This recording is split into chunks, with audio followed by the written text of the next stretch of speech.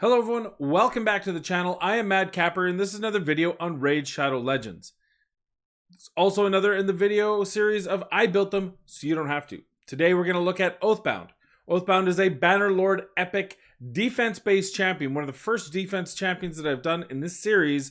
And his toolkit is an interesting toolkit that might serve people well. We're going to find out whether it actually can today. Okay, so Oathbound's toolkit, first of all, we look at his HP at 18,330, pretty decent, 782 attack, no worries. Defense, 1299, that's okay. Something like Lightsworn has over 1,400, so we're not at that level with him. But, hey, overall, it's something we can work with. His his speed is 95, pretty average. Crit rate, crit damage standard, and a starting resist of 40, which is always nice to get a little bit extra of the resist and or accuracy.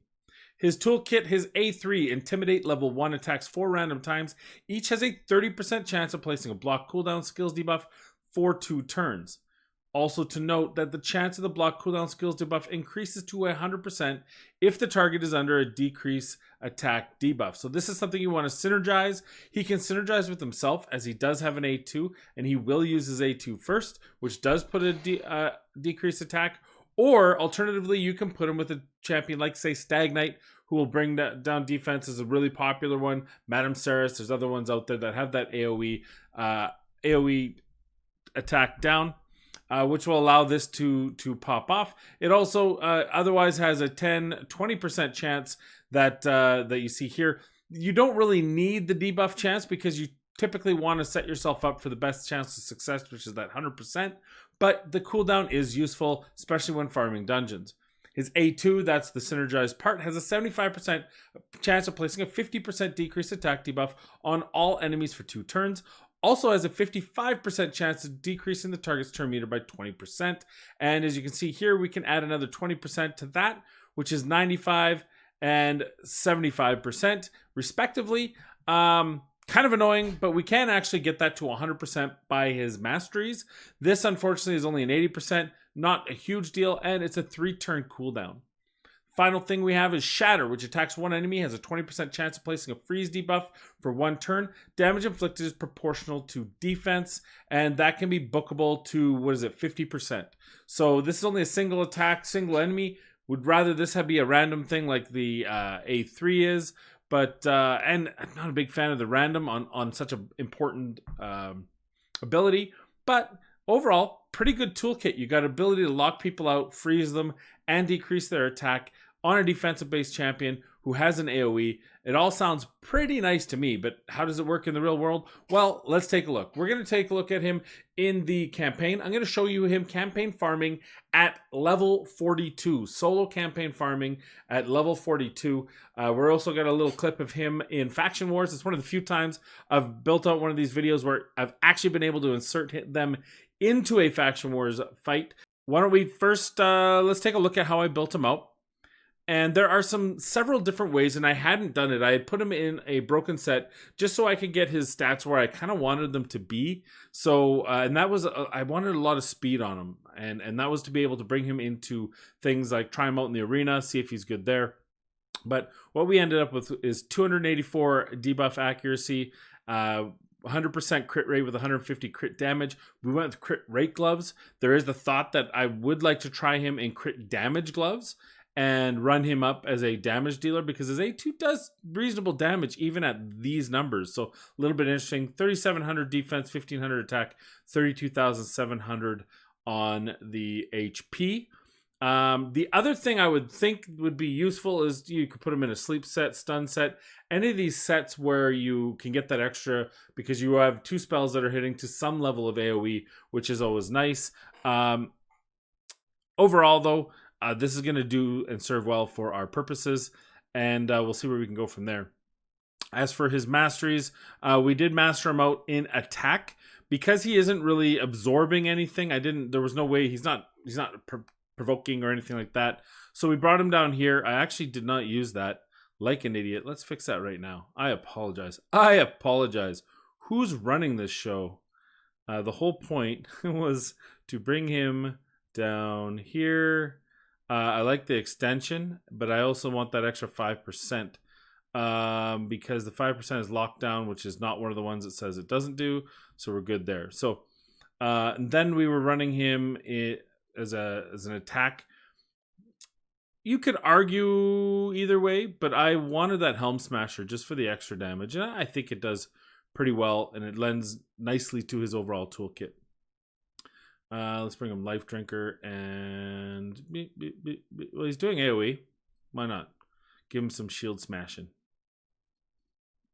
Yeah, sure. All right. So he's built out with Helm Smasher. That's going to give him the extra damage in the dungeons. So why don't we start? I'll show you him quickly in Faction Wars. We'll speed it up because it is a pretty slow run. I don't have any really major attack-based champions in the Bannerlords, so it's a slow, arduous process. But we'll speed it up and we'll be right back.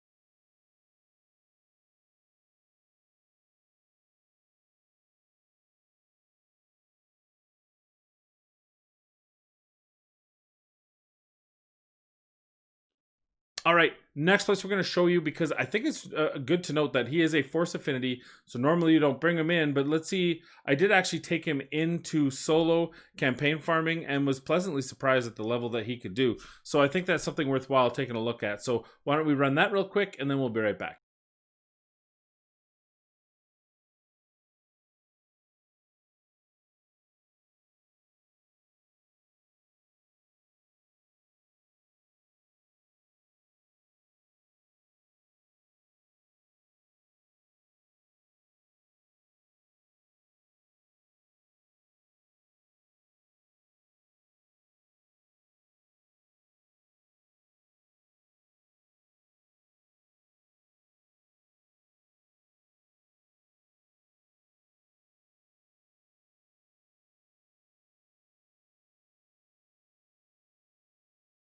So, 2 for 2. I think he's doing really well. I think he's already has some good use. Let's take him into the dungeons this time, and we'll see what we do. So he's Force Affinity. So spiders and Ice Golem, not really useful. It's unfortunate too, because that decreased attack AoE would be kind of nice. But so we're gonna try him in this setup. I actually hadn't pre-tried him in the Dragon Dungeon, so we're gonna see how this can do. He's not going to be good in the Ice Golem because he's weak affinity, which is too bad, because that AoE attack down is very useful if you don't have someone like a Padma who can do that for you. So boom, right away, attack down on everyone. This gives us a little bit of a survivability. Obviously, I'm a little bit out of tune there with my Royal Guard and my Kymar. My Kymar I actually don't use in these runs. My Royal Guards, rather, I don't use in these runs. I found it faster with other champions. But as you can see, gets there pretty quickly. I think the big thing here is just getting that attack down. He's not really using his full potential of Toolkit here. He is doing the attack down, which is going to lessen the damage that the dragon can do, which is, of course, a good thing, as always. But the Intimidate can't actually block his skills, so it's not as big of a deal here. But he can hang, and he's helping keep your rest of your team alive, because you see, I don't have a healer, I don't have a Reser on this team, and we're still able to handle that incoming damage and get a sub 1 minute. Granted, the sub 1 minute, it has nothing to do with him. It does have to do with the Royal Guards. He did only beat Prince Kymar, who is not built for damage. He's not going to be a huge deal in this, but you know what? You can use him if you need to, especially in the early game if you don't have better champions. All right, our final stop of the night will be in the arena. Let's see if Oathbound can handle his own in the arena. So this is going to be a bit interesting. I am pretty high up right now in the arena, so I'm a about just shy of 100 points out of platinum right now. I've been running it just for the tournament, and just so happens that I've been knocking on heaven's door, as they would say. So I'm trying to think of how we want to run this. I probably want an attack down champion, so we'll have to run this manually, and then as a double boost here, I don't know if I feel comfortable. And this is the problem, right? This is what you lay into.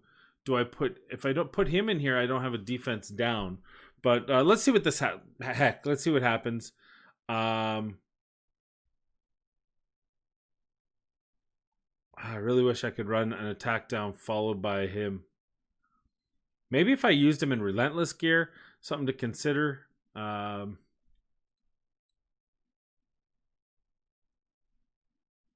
So my choices here are, this is at 50% because I have it. Actually, I'm missing the last booking on this, I think.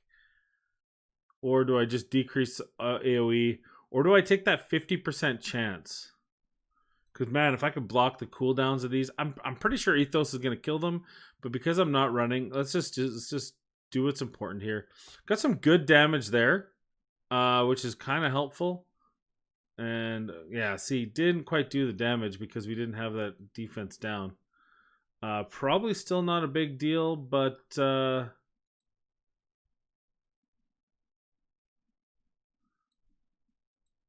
see if we can freeze her out. Hey, that's pretty good.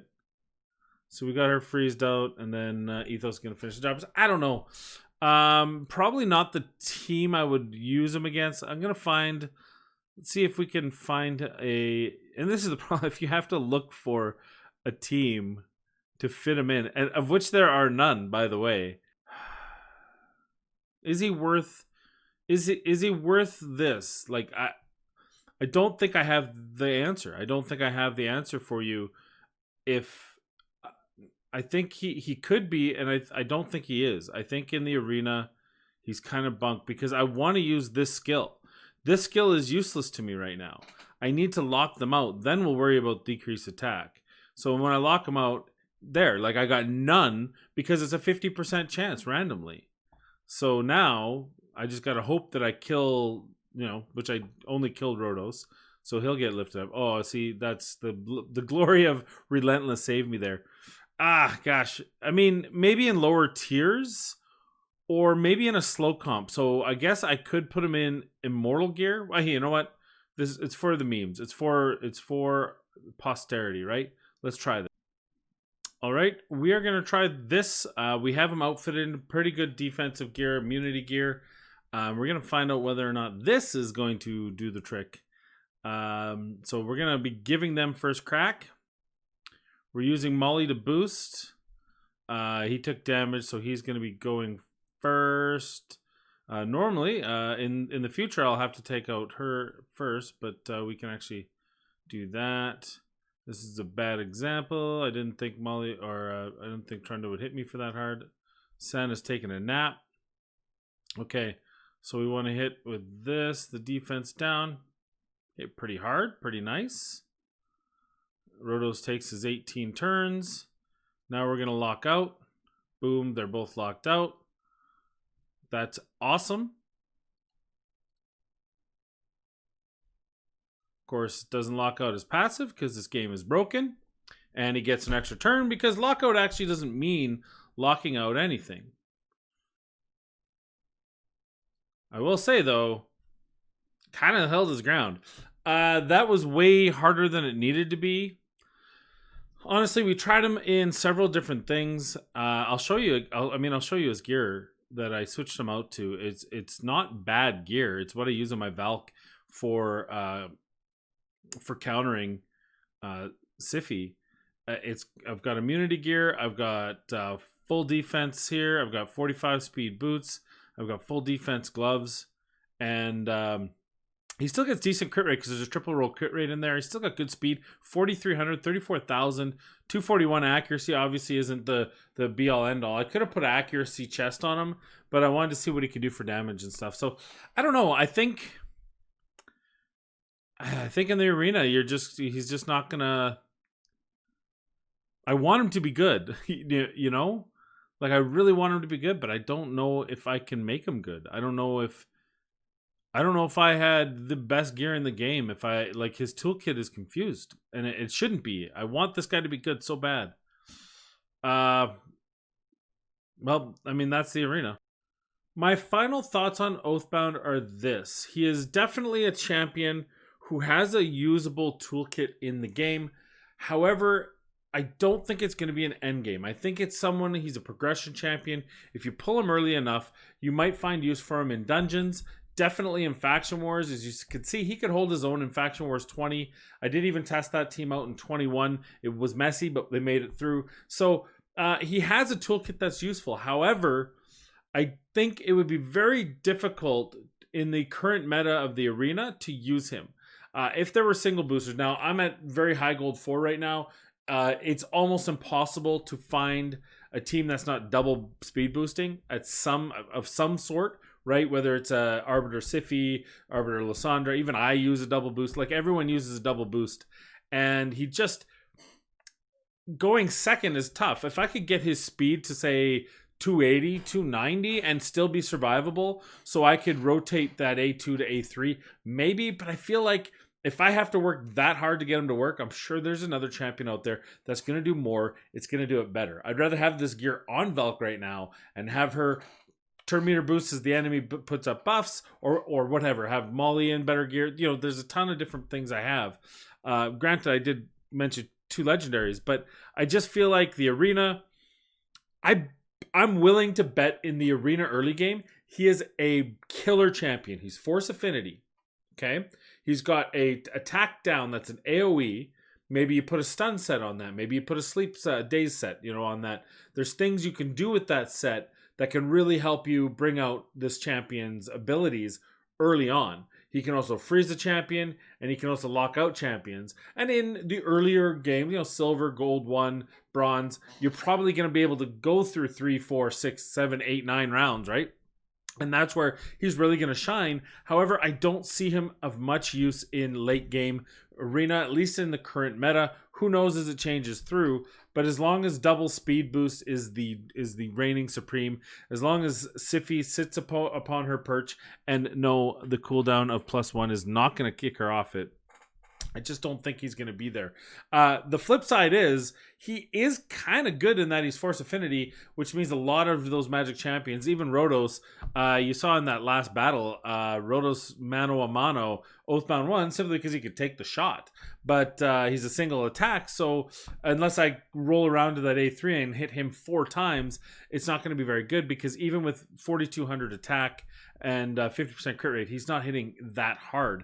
So overall, I think you're going to find use for him in Faction Wars. I think he can fill out your Faction Wars roster. You saw it. He's going to do just fine. I think you can use him in progression dungeon, and he can farm himself actually really well. It was actually surprising. I took him to 12-6, and in 25 seconds, he was able to clear it quite handily. When I had him in the crit rate gear, let alone if he had crit damage, he might even do a little bit more. And I would almost recommend, if you have the gear combination of crit damage gloves with good defensive substats throughout and can still get that 100% crit rate, I would suggest doing that, because I think you have a really good dungeon a secondary damage dealer. He's not going to be amazing, but his toolkit's going to help you really well. So overall, I give him a very, very, very soft build. I think he's probably going to be a Vault Dweller, but for most of you. But I think in the early games, if you pull him early enough and you don't seem to be getting the champions you need, he's going to bring some general usefulness to you, especially that AoE attack down. I can think of Ice Golem especially. Maybe he's not going to be good at Ice Golem 20, but you're probably going to find good use for him in Ice Golem 19, right? 18. These areas where he's strong or neutral affinity, because that AoE attack down absolutely reigns supreme in those sort of scenarios, and there's not a whole lot of champions that have it. So having a champion that can do that will be huge for you. So that's all I have on Oathbound. Tell me what you think. Is it, do you have them? Do you use them? Did I miss the mark on how to build them or where to use them? Where do you think that I might have been able to do better? I really want to like this champion, and unfortunately, I think it might just be because of where I am in the game. I can't really find a use for him. He might just be a better champion getting you to where you're trying to go, as opposed to a champion to use once you get there. That's all I have for you today. I thank you all for joining me in the channel. I want you to remind you to be kind with one another, be safe, practice social distancing, don't eat yellow snow because it's probably dog pee, and I will see you in the next video.